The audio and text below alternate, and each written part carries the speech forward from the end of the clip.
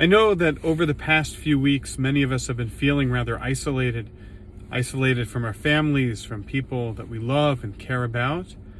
And some of us have been even more physically isolated, quarantined in our hotel rooms, counting the days as we hope to get back into the sunlight, into the breeze, to be able to catch up on some exercise.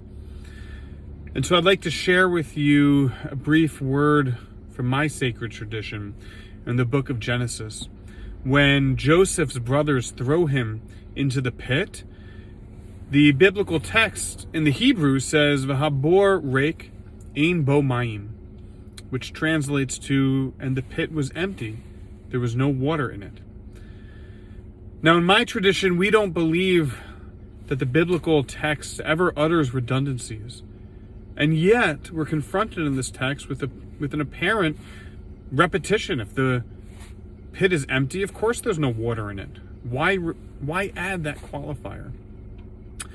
Well, when we compare this text with other texts, such as that which says that God's glory fills the whole world, we come to understand that even when a space feels physically empty, when it appears that there is nothing there, the truth is that God's glory is.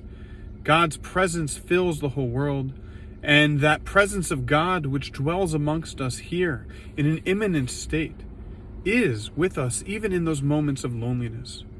The powerful lesson of the story of Joseph is that even in those moments when we are in the pit, when we feel isolated, alone from the world, cast out, set aside in darkness, just looking at the light above us, wondering when it is that we will once again bask in its glow, that the truth is we are not alone. We are never really in isolation because God's glory fills the whole world and we are embraced in that.